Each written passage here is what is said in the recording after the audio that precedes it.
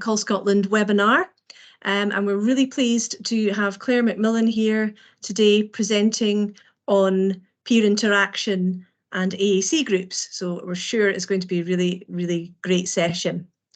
So just a little bit about Claire. Claire's a speech and language therapist who works for the charity Cerebral Palsy Scotland.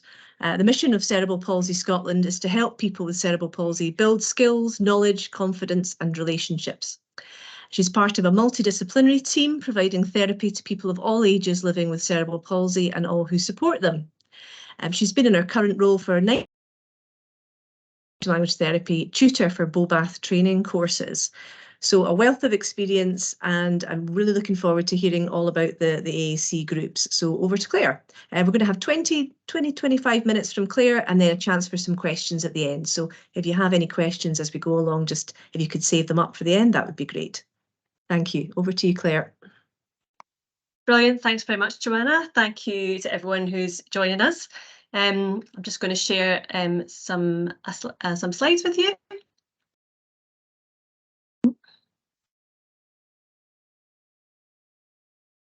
8 seconds. There we go. So welcome. As Joanna's introduced, I'm Claire McMillan. I'm speech and language therapist at Cerebral Palsy Scotland. Apologies if you're expecting Sandra Mackay, who also works with me here, to be joining us. She is one of our occupational therapists, and she was involved in producing the content for this webinar, but she couldn't be with us today. So apologies from her, and credit to her for some of the content today.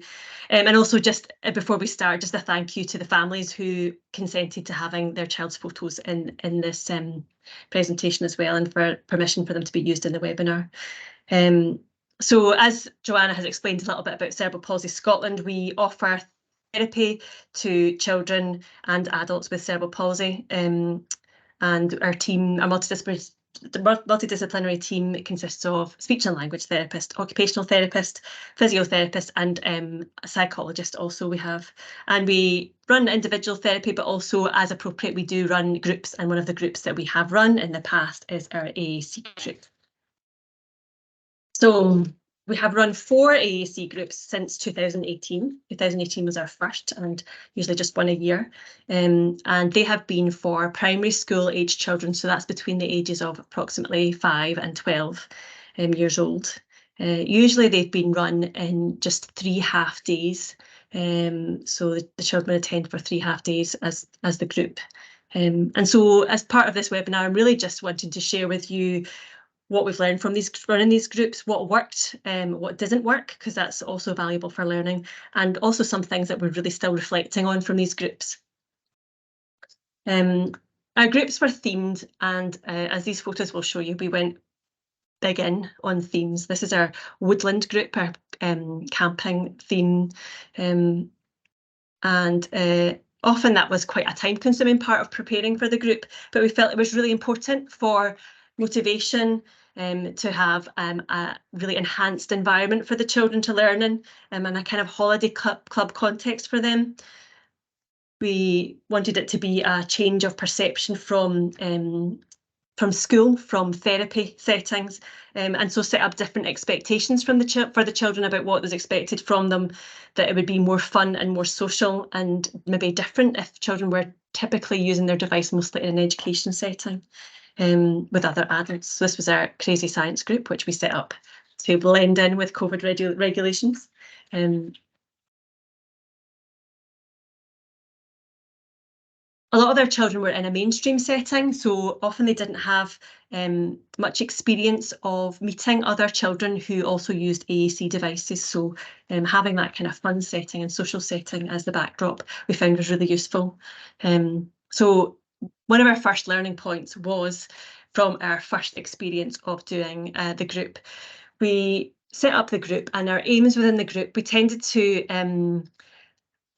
consult with the parents and the children's educators and speech and language therapists, if they had one involved, on what they felt the most appropriate aims were for that child with their AAC use at that point in time.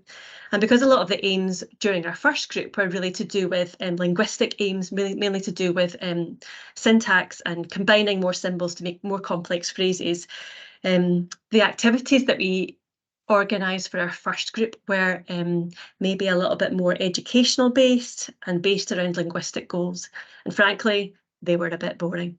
And I think we realised that sort of one day into the group that they were a bit a bit boring, a bit predictive, a bit sedentary. So we had spent a lot of time sort of developing specific grids for the activities that we were doing, dedicated grids that would be used for the activity, and it was really a more formal literacy-based approach to learning. And then one day we learned that if you do something a little bit crazy and things go wrong, that actually that generates a lot more talk. There's just something to talk about. So I think we did a supposed rocket experiment with whatever it was, effervescent tablets and fizzy juice, and it totally failed, and the children thought it was hilarious and started to actually comment and talk and laugh and talk to each other and laugh with each other. And then that's when we realised actually those are the activities that need to be the core of the group. We also then reflected on other groups that we'd run that didn't have an AAC focus but did have AAC users in them, and I think without doubt the most conversation provoking event that happened was when we had some owls into the group and the owl pooed on the floor. So obviously something to talk about is really, really important. Otherwise, we really didn't feel that the groups were going to meet their aims. We along the nonsense theme of things to joke about, again within that first group, we did try to, in each group we tried to have a book, some literacy sort of focused activities as well, but a book that was a focus of the theme as well. And when the first space group turned out to be a little bit too educational based, when we had the Alien Love Underpants book and then developed a game coming from that, that really encouraged the children to talk to each other. So they liked being a bit, we had a game where somebody would steal the pants off the line, and was it, apologies if you don't know that book, but it's about aliens stealing underpants. The children loved to be a bit secretive and a bit naughty. They like to shout on each other when they could see that somebody was about to do the stealing of the underpants, and those kind of activities really then focused us to think about things that the children wanted to communicate out and then motivated them to talk to each other. Some more natural mucking around type of activities, so jokes, having songs. We had a song in each group, and the children would often jump in with words of the song, but more often than not they would be able to encourage each other to sing it faster or slow down or stop, and those kind of interjections and having control but also having a bit of silliness and a bit of joke really motivated a lot more participation from them.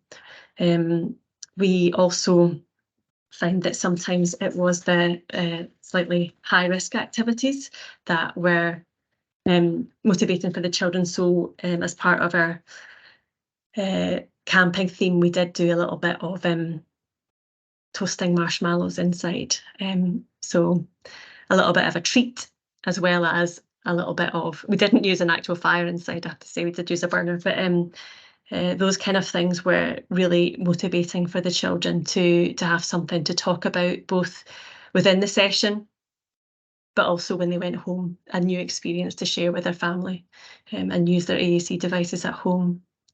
We used more and more toilet humour, which is no surprise, as children of this age, it seems to be the whole of primary that it pervades, but could talk about toilet humour all day long.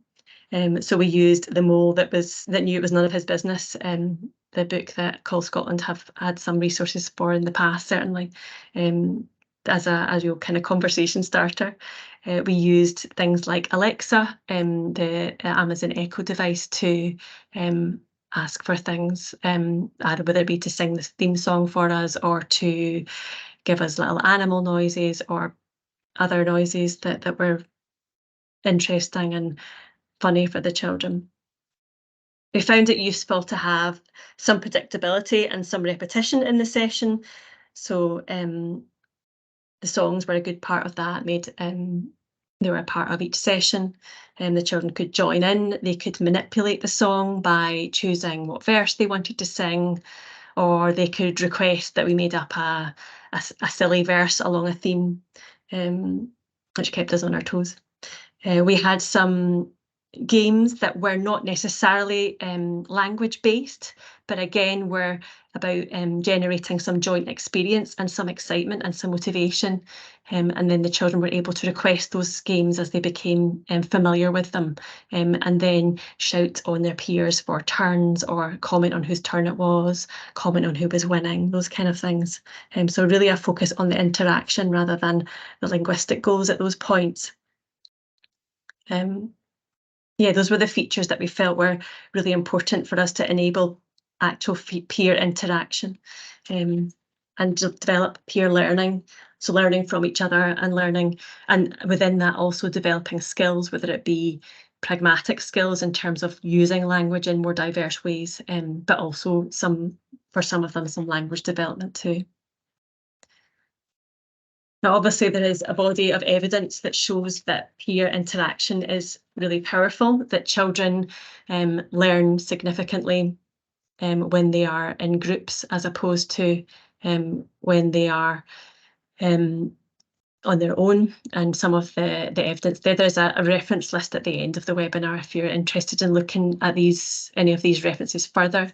But yeah, there's a body of evidence that would encourage us to look at peer interaction, obviously, for increased learning, and whether that peer interaction is within a structured group or an unstructured group, there doesn't seem to be a significant difference in effect, and that evidence really encouraged us along where our instincts took us as to what would work for these children in terms of motivating them to use their AAC more within a group. Learning from peers is also important. Within our group, there was a spread of ages, so between the youngest could have been 5 or 6 and the oldest maybe would be 11 or 12.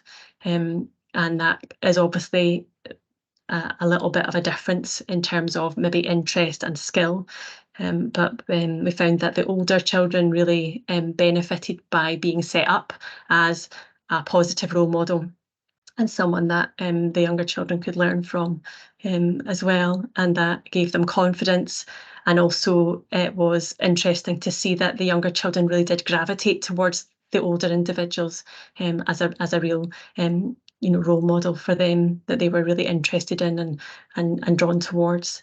And certainly we found that the use of the last reference there, the use of AAC by peers is more effective than any amount of prompts or questions that we could ask or try to provoke use. Seeing children around them using their device and being able to learn from that, learn what they can do, learn about the possibilities that were open to them was really significant. One of the features of the group was obviously the amount of modelling that the adults around were also able to do, as well as the peers. We had therapists involved, so speech and language therapists, occupational therapists, physiotherapists were all involved in the group, as well as some of our therapy assistants. Different degrees of confidence in using AAC amongst the people that were assisting with the groups, but basically everyone was briefed that the best thing that you can do is use AAC as much as possible when you're talking with these children. And those references there really indicate some of the evidence that we're aware of, that these are both systematic reviews that look at modelling as an intervention for encouraging increased use of AAC, and that's certainly what we built on in the groups, looking for different ways of modelling with the child, but lots of modelling. And I think one of the things that we did sometimes were concerned about in the group was that we wondered if each child was getting enough opportunities within the group to practice, to use their device to learn from. So where the number of opportunities they had to use their device, was that enough to justify the input? And I think whereas that was quite difficult to control, especially because we moved away from more structured activities where there were very definite turns. But one thing that we could control was the amount of modelling that they experienced. And we could control that, so we tried to really pack in as much modelling as we could, and evidence would suggest that that is an effective intervention strategy. A useful thing about the fact that not all staff felt that competent and in the use of AAC, and that some of the children weren't, we weren't part of their ordinary input. We weren't involved in their educational setting consistently. We weren't involved in their home setting or with their families consistently. Was that we had a degree of ignorance, which meant that the child had a degree of knowledge, and that knowledge really gave them confidence to take on a teacher mode. So it may be that on their particular vocab set that they had, we didn't know where things like colours were. So we would say, oh, like, where would I find where to talk about colours? And then the child would be able to show us where that was.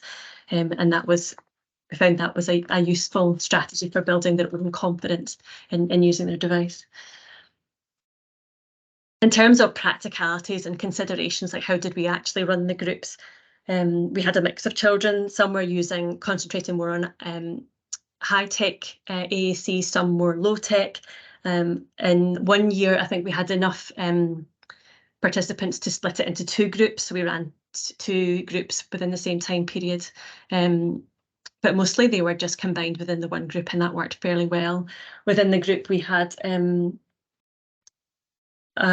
mix of ways that we modelled. So we would model on the child's own device using their own vocabulary package. We would send the the vocabulary list to the parents, or if they didn't feel confident editing the device, to their local speech and language therapist to add the specific vocabulary for the theme that we had. But all that vocabulary was embedded in their own system.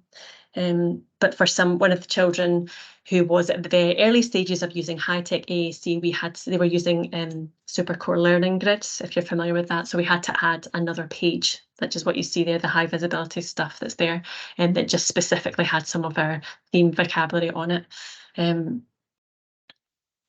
We used, as well as using their own system, we had a pod book, the group book. So it's a reduced pod vocabulary that has some core vocabulary as well as some theme specific vocabulary. So they can see me there using that in the photo. You can see I'm using a head torch, which is nothing to do with AAC. It's just part to do with the camping theme. And then we also had single symbols, which Petra in her mask there is modelling nicely, where we just had single symbols that were easily used on an e-tran frame, because the children were often had real challenges in terms of access, and so sometimes just having a variety of means of getting their message across was really helpful. So we would have e-tran frames as backups. We would use also single switch voice output devices as well. In terms of considerations of running the group, I think the thing that we have to be honest about, it was really staff heavy. So we had one-to-one in the group, as well as having a group facilitator. So a lot of impact in terms of how much staffing was involved. But we felt, having run it with less staff, we felt that was actually the best in terms of getting the most out of the time that we had. There was a lot of preparation in terms of the theme, in terms of the activities, getting the vocabulary embedded in their own system by the parent saved us a lot of time of trying to coordinate people's vocabulary sets. We found that activities that we did were best if they were less manually focused, so weren't really dependent on fine motor skills, but more interactive rather than physical. It was really useful for us to have a multidisciplinary team that were running it, because some of the children did have real access issues. Some of the children struggled with their equipment, being comfortable in their equipment, or being in a position in their equipment where they could access things like if they were using an eye gaze device. So I felt that really added to the benefits of the group. As I said before, we did do goal setting either with the parents or with and possibly with some additional input from education staff and local SLT staff as appropriate. At the end of each session, we had some feedback time with the parents to let them know what has been done in the group, not giving all the information away, so that there was actually some real new novel information that the child could pass on to their parents when they went home. But the bit of shared knowledge really helped parents to be able to interpret their child's communication when they went home and started talking about the group. obviously for us, the lack of shared knowledge, we didn't know these children in their everyday setting so well. But sometimes that lack of shared knowledge was a real positive thing. We had the experience of one of our children talking about, I asked him, have you ever been camping? And he went on to tell me all the story about, no, he hadn't been camping, but he'd been to a caravan and he'd been in the swimming pool and he'd been fishing and all this stuff. So when Mum came at the end of the session, I was like, wow, he was telling me all about his holiday when they went to the caravan and he went fishing, and Mum's face was completely blank. And I found it really interesting that the child had used that opportunity of understanding there was a lack of shared knowledge there to just spin me a really good story. But yeah, that's great for those children to have those kind of opportunities and to create them themselves, which is part of a typical development. We, at the end of the group, we did send a report to parents to give parents and educators and local speech and language therapists, whoever was appropriate, just to give some pointers in terms of what we had found was useful and what the next steps might be. Some of those children were quite early in their AAC journey, so just in terms of what progress they were able to make and where we felt the next steps were. And also, again, because of that multidisciplinary input, it was good to have the OT and the PT make any suggestions in terms of access. Evaluation, I feel that's one thing that we are still trying to learn from. We did try to base our evaluation initially, so the columns that you see, the coloured columns, was about really trying to get a feeling pre and post group about what the child was using their communication for pragmatically, and we targeted those areas that we think they thought might come up, they might get practice of in the group, and it's loosely based on sections of the pragmatic profile, which does exist as a adapted AAC assessment and outcome measure from the ACE Centre, but it just takes a long time to do the whole of it, and we didn't feel we could justify the whole of the pragmatic profile. Would take too long for it to be justified for this input. We asked the children what they liked, what they didn't like, what was just all right. And then we looked at these symbols. We tried to look at pre and post the group and tried to get some feedback from the children in terms of their feelings about the group. I don't feel like it's perfect, and we really struggled with whether to use it on the latter groups, especially the symbols with the children. So I feel that's something that we still need to learn from. In terms of outcomes, I think these were the kind of things that we got feedback on from. So this child, for example, the first 3 quotes are what her parent fed back to us. So like excitement, socialization, so motivated to use her device, and that was something we heard a lot of.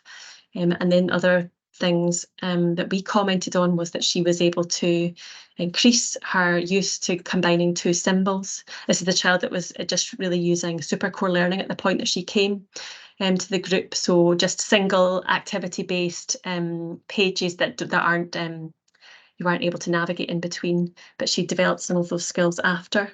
And this child again had come to the group very confident with her low tech, but not so confident with her high tech use. And actually, first day she refused to use her high tech device fine. By the second day, because she had seen other eye gaze users at the group, she asked for it to be used, and then her competence using that really increased hugely, and she did well in the group with that. Outcomes mainly around the areas of increased confidence, increased motivation. Interesting one that I've been reflecting on by doing this webinar is mental health outcomes. Parents noticed for children who maybe had some issues with anxiety, that during the session they found that their anxiety levels had decreased, and they were able to they were more open to using their AAC device with their parents at home to discuss and work through kind of emotions and feelings about things, which was a really interesting outcome. And also, I suppose, the fact that by increased AAC use, you increase a child's sense of agency, that they can control things. Obviously, social benefits from the group and outcomes and progression, both in terms of either linguistic progression or navigational progression, or just pragmatic progression, what they'll use their devices for. And there we have a list of references. If anybody would like to look into it further, please feel free to.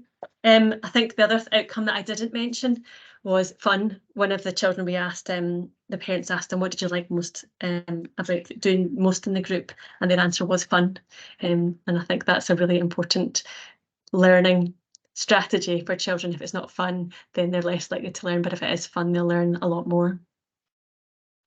Happy to go over to questions now, if there are any that anybody has. Yeah, thanks, Claire. That was really, really great, and I'm sure it put a smile on everyone's face. We all know the joy of all the grown-ups doing things wrong and things not working the way they should. Best thing What ever. joy children get out of that. Does anyone have any questions?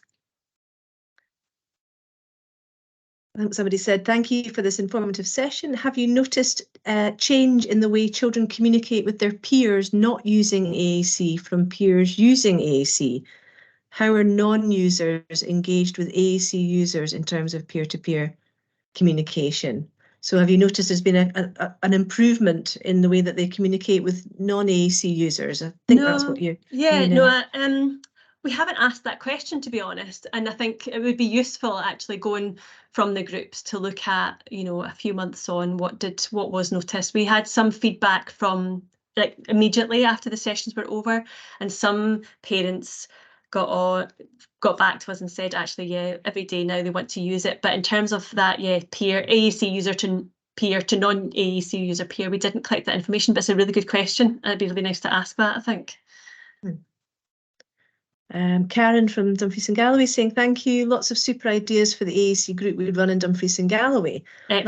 That's great that's been going for a long time, Karen. That's great that's up and running as well. Nice to hear. Yeah. Can I ask you, yes, Claire, how often do you have them, and when do you tend to have them? Do you tend to have them in term time or holiday time, and is it fairly regular? Or well, we're a Scottish-wide service, so we tried to have them in school holidays. We tried to pick the school holidays that suited most of the Scottish districts, which was a bit challenging. So we had run them previously in the February half term, but we are thinking about, and we had run them. We didn't run one last year, but we are thinking about running them again. And I know that certainly if you were interested, you could certainly inquire about either for children, your own children, or children that you know on your caseload. If you wanted to inquire about that, you could certainly contact us. But we are hoping to run one in the summer holiday next year, and we're talking about doing that maybe as a kind of collaboration. So obviously our services are for children and adults with cerebral palsy, but we had chatted maybe about working a little bit in collaboration and seeing whether other people would be interested in accessing them, because they are small groups and it's a lot of work sometimes for a small number of children, and actually it'd be interesting to do with a larger number of children. Just going to put contact details in there. Oh, excellent. Yeah, there's an inquiry, there's a link. I think Joanna's putting in a link to an inquiry form if you wanted to fill that out. It'd be really useful for us to know what the demand was for the group. But great to hear that they're happening in other areas that are more local for people. Obviously, we're based in Glasgow, and that's far for some people. But yeah.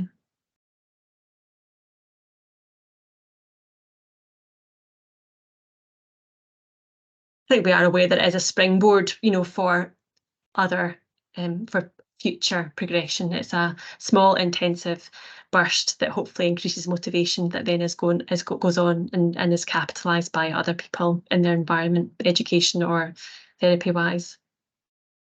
That's great. There's a couple of more comments coming in, Claire, just about other people who are starting up communication groups. Excellent. It's great to know that people are starting them up again, because obviously COVID and everything, it was a complete no-no, and a lot of things, it's sort of trying to get things kind of reignited again. So that's great. Good. Yeah, that's really good to know.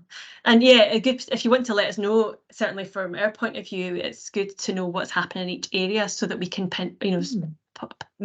signpost people to other groups if they're going on. Yeah, and if there's anything, if people are running groups and they want to sort of share information about it, you can always get in touch with us at call as well. You could email me, and I'd be able to kind of share information in various ways as well. I'm just going to put my email address. I think, you know, in reflection, I think the groups, for the amount of time, it was a lot of time, a lot of effort, but in terms of the progression that we saw, I think it was actually quite significant compared to just individual intervention that we would offer. Yeah, definitely. I mean, it is from doing similar things in the past. It is very labour intensive, and you do need plenty of staff to make sure that everything's kind of everything works and everybody's getting the support that they need. Everyone's got the vocabulary open that they need to use so they can participate, definitely. But as you say, the outcomes well outweigh that. I think so, I do think so. And I think there's so much we still don't know about outcomes in terms of that, certainly that mental health outcome for some children. I think one parent said he never gets a chance to meet other AAC users and is always the only person using AAC in school. I often wonder how that must feel. So going to a group like this is so important for his confidence. So I really think that, for those ones that are living their AAC life in a bit more isolation, it must be quite a powerful thing to come together. Definitely. Paul's just kind of highlighting the same comment there about meeting other peers who use AAC, because they just don't meet anybody else. And often the children that we support who are in mainstream especially, they might well not have anybody else that they've ever met with who uses an AAC device. And sometimes the parents as well, they're picking them up and they get a chance to chat and do some networking as well. So it's good for their sort of social horizons as well, and making contacts, isn't it? We do find parents find it a bit confusing, because they're all of a sudden like, who's that talking? That's my son's voice, Yeah, and the voices. This is why we need a good range of voices, isn't it? Yeah, it's good to have that's probably one of the early groups. It's a bit more range now, definitely. Yeah. Great. Okay. Well, Paul's saying, sounds like there's sufficient evidence that this is so helpful. It should be part of a programme for AAC users in a local authority. Definitely, that would be amazing, wouldn't it? Yeah. We did have we did run an adult AAC group at one point as well, and in the end of our superhero group, we got our adult AAC group to come in to the children's AAC group and meet each other, and the children's faces, I think they were a bit almost awestruck to see adult AAC users also dressed as superheroes in their group. But that was a really nice timing as well to have that. And I know there are programmes about adult AAC users becoming mentors, and I think that is also a really powerful thing as well. Yeah, there's a lot of scope to develop that in Scotland, I think. Definitely. Yeah. Oh, Karen's saying, I recently met a man who's an adult AAC user who mentors children who use AAC. Yeah, very brilliant. Powerful. Yeah, excellent. I'd be quite interested to do a Where Are They Now with some of our previous clients as well. I'm sure. Yeah, it would be Get some people back. Yeah, definitely. If they're still using their devices. Yeah. Hopefully.